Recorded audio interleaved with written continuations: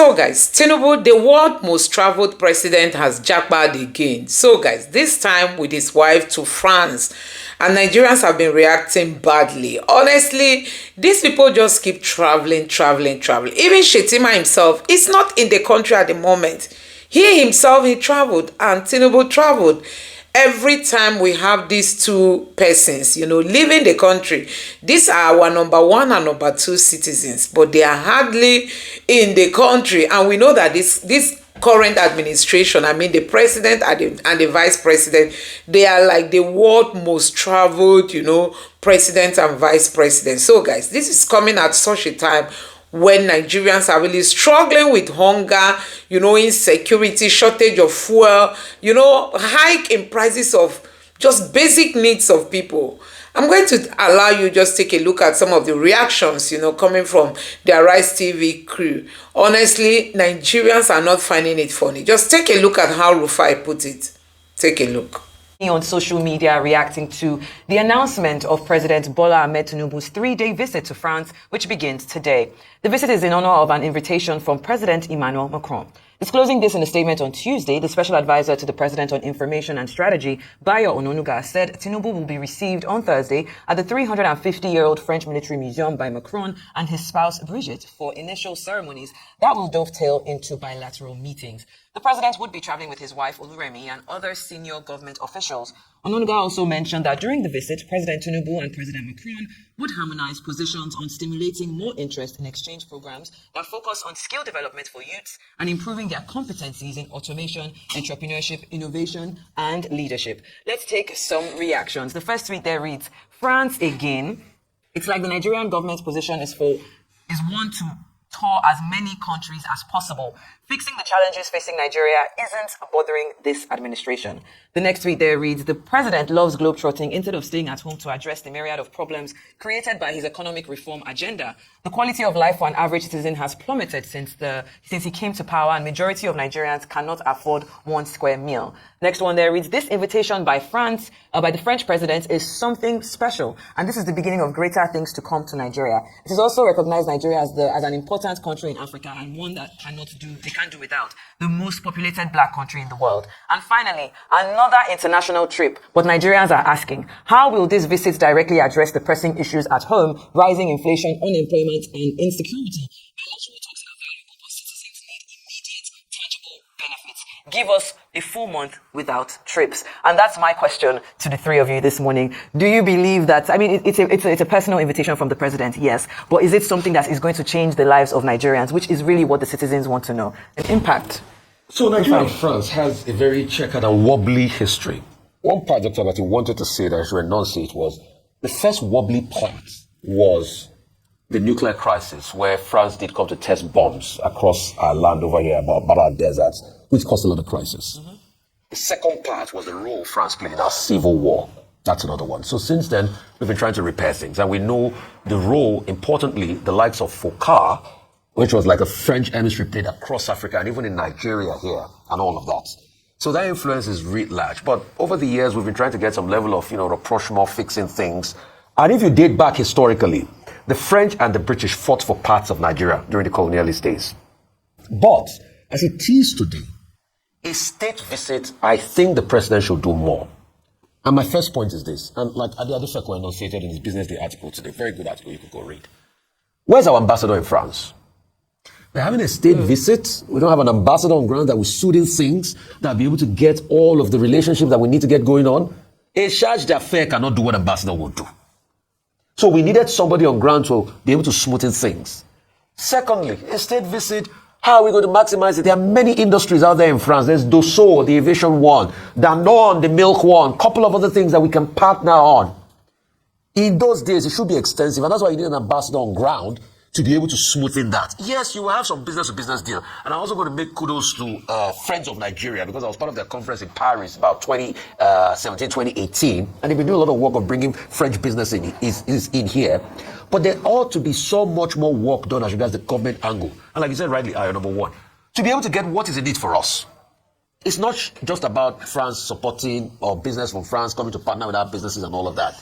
You should go one step further. What they'll probably need for us are rich, stock of materials and things like that. In the tech sector, we're having a lot of interface. There's something called Business France, where young tech Nigerian icons are going into France, getting an enabling environment. They're providing an ecosystem for them. But apart from that, what can we also get in trade? That's just it. France as a country today does a lot of trade with us. About close to 10 to 11% of the imports, gets to them from here. But we need a lot more work on ground to be able to facilitate the state visit. And that's why I'm a little ambivalent that we might not be able to get more out of the state visit because we've not done our groundwork. And that's why I beg President Tinubu, get ambassadors into all these countries so we can get better returns on these our visits. Please. All right, then, very well said, team. But let's move on. As follows. I keep repeating the point that the president is the chief foreign affairs officer of the country. When he goes on diplomatic trips, there must be a purpose. And this is a state visit on the invitation of the French government. Many Nigerians may be cynical because previously we've been hearing the president is going to China, he stopped over in France. Nobody knew what he was stopping over. The president went to the UK. Oh, he suddenly went to France to spend there some 5 days. Forcing Nigerians to speculate about whether these are for undisclosed medical trips. But this one is an official state visit. And I think it's important to put that in context. That's the second point. The third point is that it's even in France's interest to look for new friends. France's policy, within the Francophone countries is being shaky, being driven out of Mali, Niger, Burkina Faso, more or less in those countries. So what better thing to do in diplomacy than to make friends with Nigeria and to further promote the objectives of the, France-Africa summit. The fourth point that people may need to pay attention to is the academic one, which Professor Professor Bola Akintenewa has addressed in his book, Nigeria and France, 35 Years of Relationship, 1960 to 1995. Now, there was once upon a time, I'll be very brief about that Nigeria and France didn't have very good relationship because of this Francophone and Anglophone thing. So this also provides an opportunity to mend friendships. And the issues that they are going to discuss, I think they are generally important issues: agriculture, trade, politics, the economy. These are, and we have French companies operating in Nigeria, many of them that are here. So from the point of view of diplomacy, it will be a good thing. Now, Mrs. Tinubu has accompanied her husband, and she's also going to meet with Brigitte Macron, to discuss a number of issues about women empowerment within the rubric of our program, Renewed Hope Initiative in Nigeria. And I think that the two first ladies will be meeting at a very auspicious time, at a time when women empowerment is a major issue in France. And it's also a major issue in Nigeria. You remember the case of Giselle Pellico that we discussed with Adefemi Akinsoya. Was it yesterday?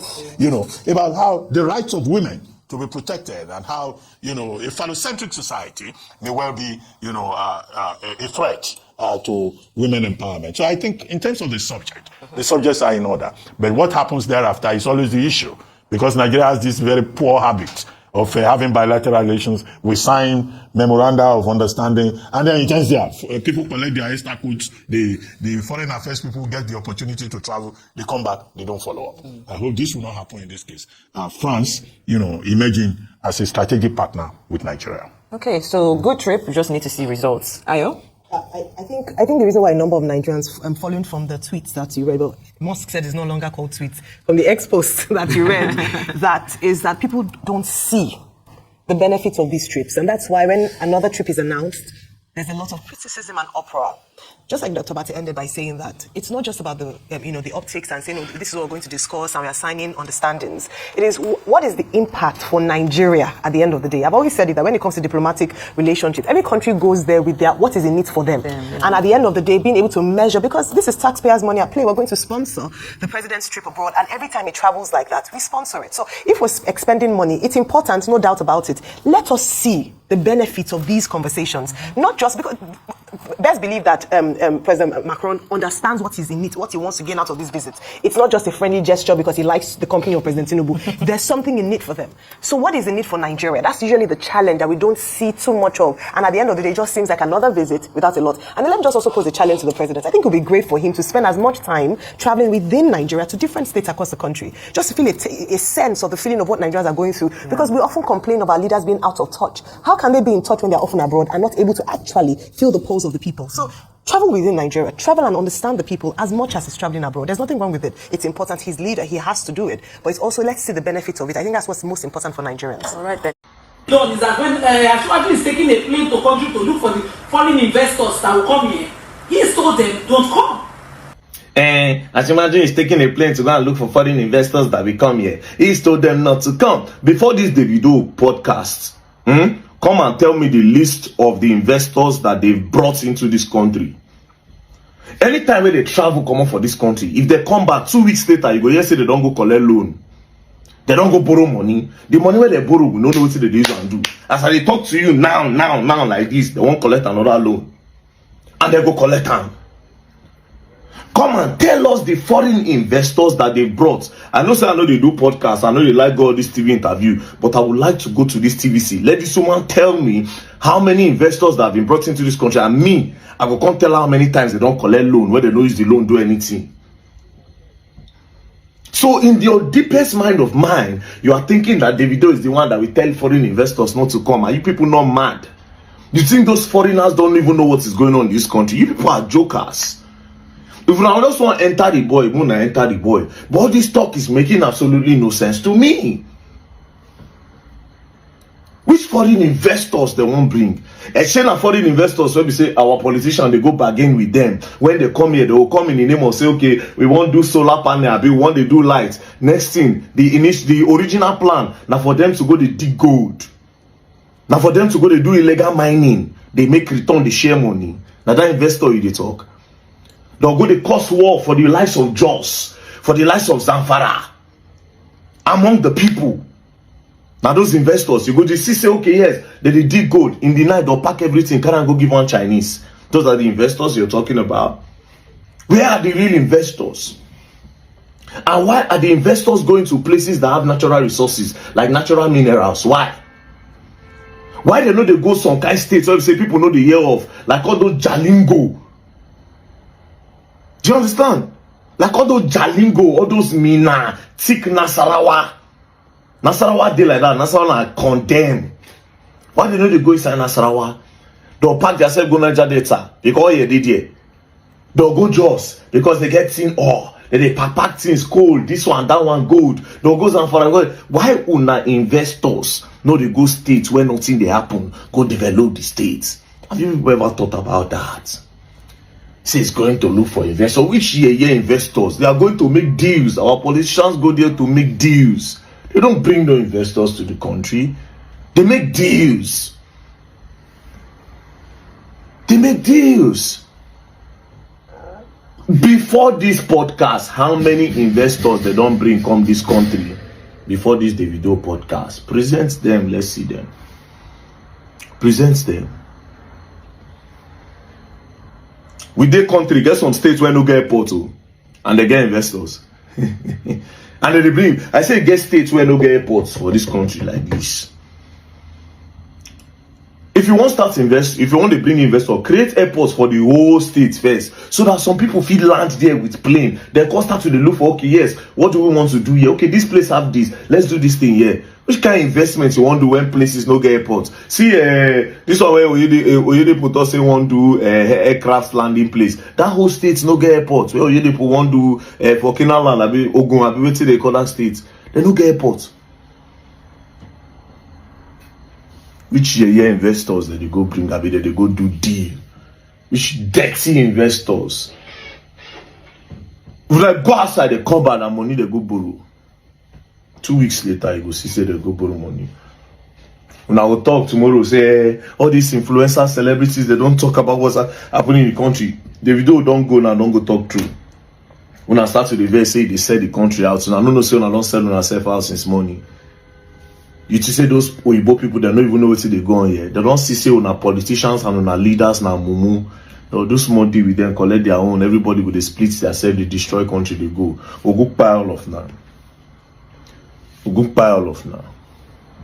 You all better don't play, else you're gonna learn. And you all will learn the hard way. Davido this, Davido that. On very quickly now to our next story. Lagos State Governor Babajide Sanwo-Olu has suspended his senior special assistant on print media, Mr. Wale Ajetunmobi. This was disclosed in a statement issued on Tuesday by the governor's special advisor on media and publicity, Boyega Akosile. His suspension comes on the heels of the misrepresentation of facts on his personal X account on a past incident. Akosile noted that the Sanwo-Olu-led administration frowns at any form of extrajudicial punishment and will not be part of any such action. That is not who we are and that is not our way. In the reported tweet by Ajetunmobi, tweeting as Readwin, which has since been taken down, he revealed that arsonists who burnt down the television Continental station in Lagos during the heat of the 2020 NSAS protest had been hunted down and executed. However, in a follow-up tweet by Ajetunmobi yesterday, he clarified that while the word executed was erroneously used, his tweet was his personal opinion and didn't reflect the stance of his employer or his office. The tweet reads in part, this excerpt was quoted out of context and there were a series of comments made under the same post, which better explained what was intended. Like I did further explain in the said tweet,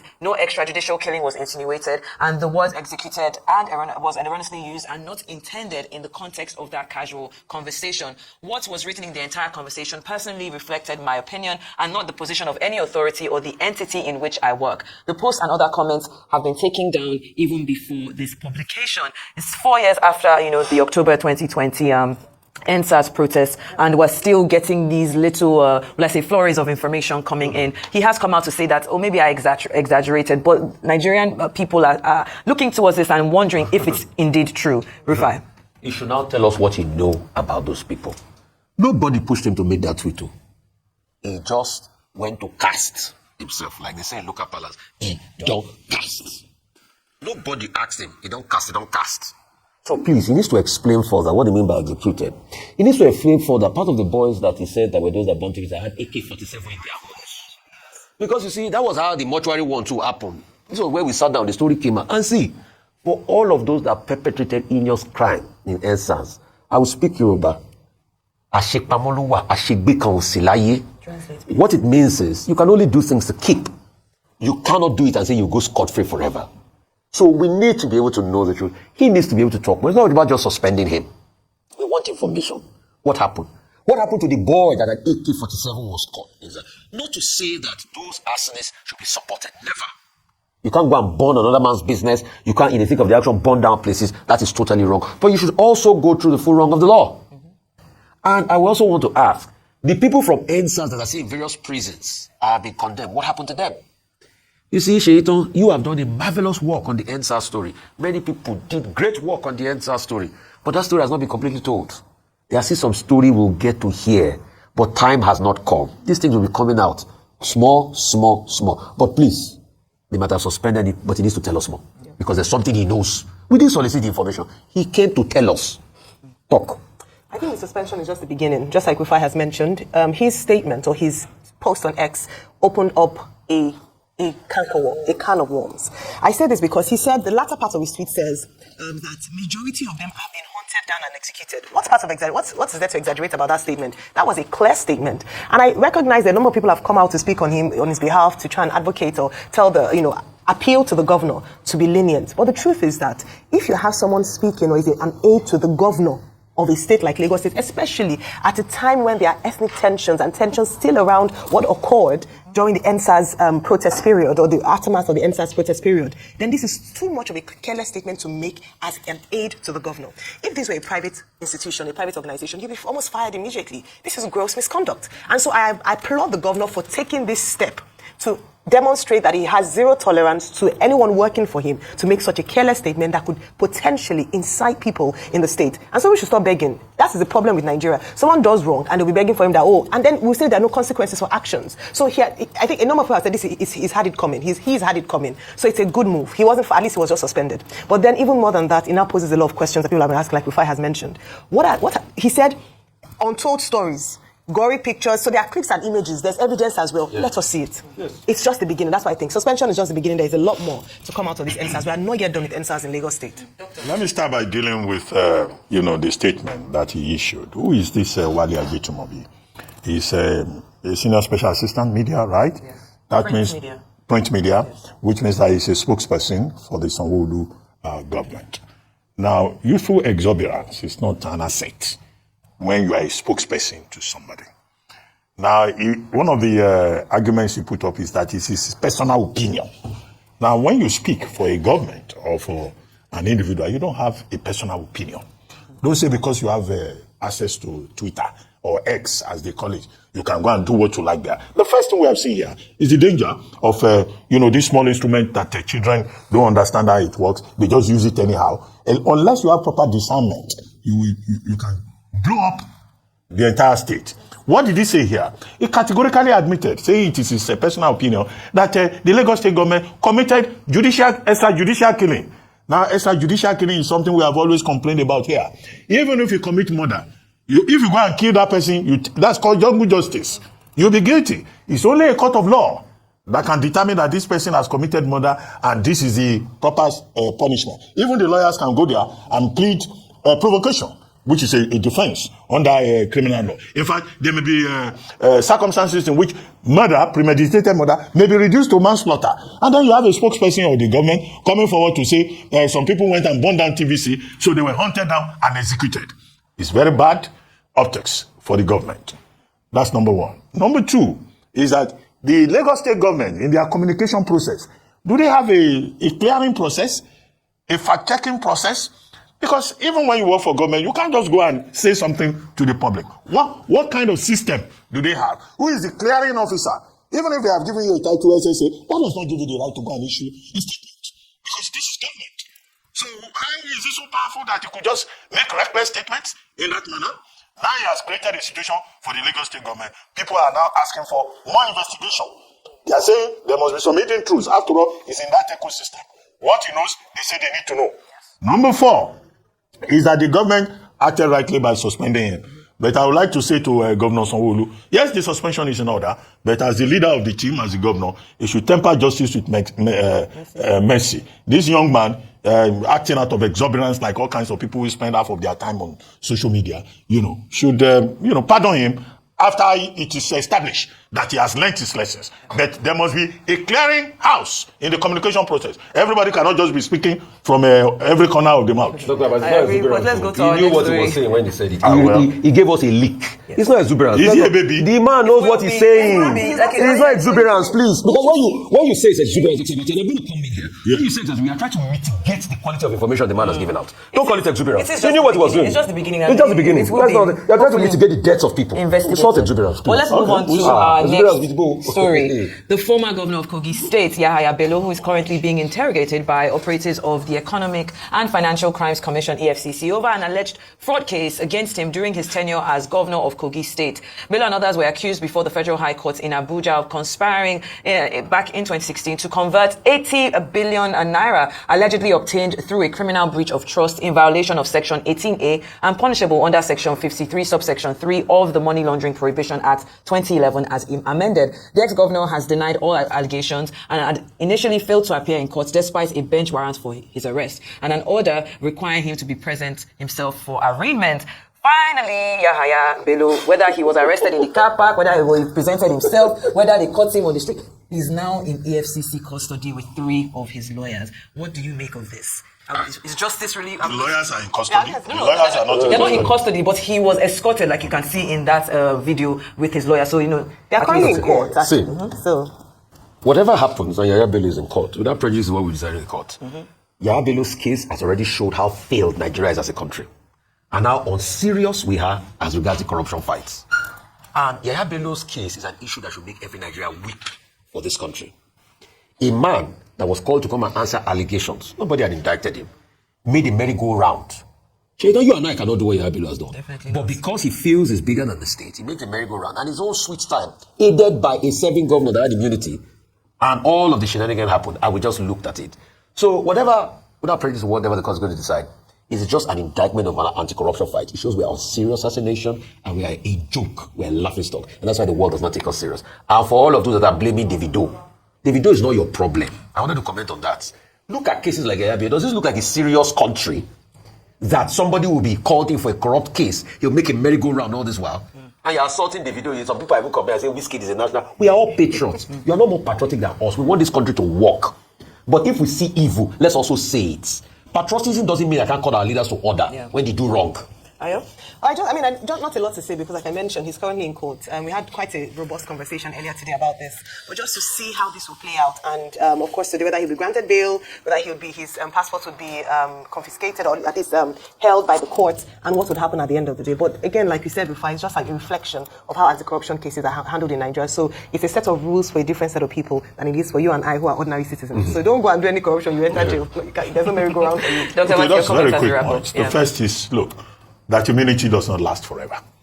So if you are governor, you are protected by Section 308. After you leave office, no matter the hide and seek game you play, that immunity does not extend to when you leave office, even if you stay in government house. Number two is that this whole point is about accountability. In other words, we hope sitting governors will also learn that questions may be asked when you are no longer in office. And the responsibility of persons who lead us is to provide good governance. That said, I think it's also important to insist that the EFCC should avoid the temptation to embark on the vengeance interrogative process.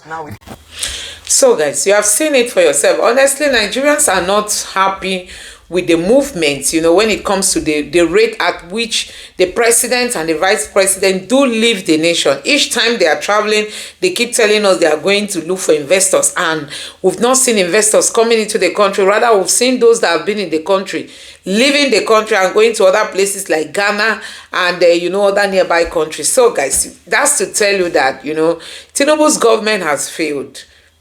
They have failed. The only thing they know how to do is to borrow money. They just keep borrowing. And today, every Nigerian, even if you are a day old, you have so much to pay as debt, because we have leaders who are not creative. They don't know how to come up with solutions to our challenges. All they know is to borrow. And as they borrow, see how they are wasting the resources, the little resources we have, traveling from one country to the other in the name of they are looking for investors. So guys, let me know what you think about this in the comment section below. Please don't forget to subscribe to the channel, turn on the notification bell. Please give this video a like so that YouTube can recommend it to others, and drop your thoughts in the comment section below. Thank you.